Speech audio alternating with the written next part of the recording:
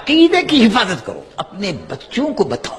لوگ کہتے ہیں کہ اگر کوئی قادیانی ہمیں مل گیا اور ہم اس کے ساتھ بیٹھ گئے اور اس کے ساتھ ملاقات کر لی اور اس کے ساتھ مل جول کر لیا تو اس سے کیا ہوگا؟ اس بھائی سے ہم یہ پوچھتے ہیں کہ اگر کوئلے کی دکان پر بیٹھ جاؤ تو میرے بھائی میری بہن کوئلے کی دکان پر کوئلے کی دکان پر کوئلہ کالا ہوتا ہے، اس کا برادہ بھی جھڑتا ہے، تو کوئلے کی دکان پر بیٹھنے سے بھائی کپڑے پہ کالا میل آتا ہے کہ نہیں آتا؟ کہتے ہیں کہ آتا ہے۔ اور کتے کے پاس اگر کوئی بیٹھے گا تو کتے کے منہ میں سے رال ٹپکتی ہے، وہ تھوک لگے گا یا نہیں لگے گا؟ تو ایسی ہی دنیا کے ان کتوں کے پاس اگر بیٹھا جائے گا تو وہ جو رال ٹپکتی ہے اور جگہ جگہ وہ گندگی پھیلاتے ہیں تو گھر بھی گندا ہوگا۔ اگر وہ آئے گا، آپ اپنے گھر میں کتا کیوں نہیں رکھتے؟ ان کا گندا ہو جائے گا۔ برابر سے کیوں نہیں گزرتے؟ ان کا گندا ہو جائے گا۔ کتا ہے، کہیں نہ کہیں چلتے چلتے ٹانگ اٹھا کے پیشاب کر دیتا ہے تو بچنا پڑتا ہے۔ آپ نے دیکھا ہوگا نا، کتا چلتے چلتے کتا ٹانگ اٹھاتا ہے، ٹانگ اٹھا کے پیشاب کر دیتا ہے۔ تو اب آپ جب کتے کو دیکھیں گے تو آپ بچیں گے۔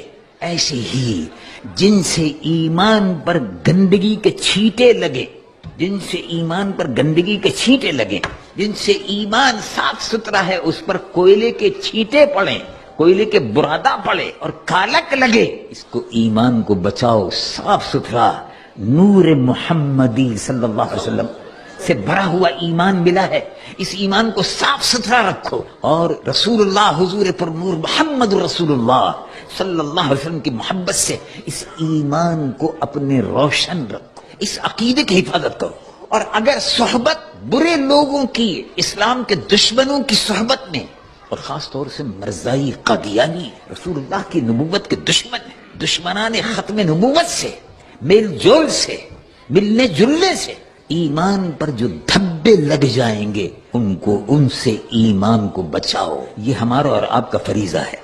اور ایمان کے بچانے کے لیے تو میرے محترم بھائی صحابہ رضوان اللہ علیہم اجمعین اپنی جانوں کا نذرانہ پیش کر دیتے تھے، ایمان بچا لیتے تھے۔ دیکھو مکہ شریف سے ایمان بچا کر صحابہ مکہ شریف سے ایمان بچا کر لے آئے، جائیداد، مکان، دکان، کاروبار سب مکے میں چھوڑ دیا، سب مدینہ شریف آ گئے۔ یہ معلوم یہ ہوا کہ ایمان قیمتی ہے، جائیداد ہے، مکان ہے، کاروبار ہے، یہ سب بعد کی چیزیں ہیں، یہ سب دنیا کی چیزیں ہیں، اصل جو ہے وہ ایمان ہے، اس کی حفاظت ضروری ہے۔ اور وہی بات اللہ رب العالمین جل جلالہ وعم نوالہ قرآن مجید و فرقان حمید میں بار بار ارشاد فرماتا ہے، اور ہمیں اور آپ کو اپنے ایمان کی حفاظت کا بندوبست کرنا چاہیے، اور اس ملک میں رہ کر خاص طور سے برائیوں سے بچتے ہوئے ایمان کی حفاظت کرتے ہوئے جب آپ قیامت کے دن حضور کے دربار میں پیش ہوں گے، قبر میں حضور کے سامنے پیش ہوں گے، تو آپ یقین رکھیں کہ جو ایمان کا نور آپ لے کر گئے ہیں، حضور پر نور محمد رسول اللہ صلی اللہ علیہ وسلم کی شفاعت کے آپ حقدار ہوں گے۔ اللہ تبارک و تعالی مجھ گنہگار و سیاہکار کو بھی، آپ کے اور ہمیں سب کو عقیدہ ختم نبوت کی حفاظت کی توفیق و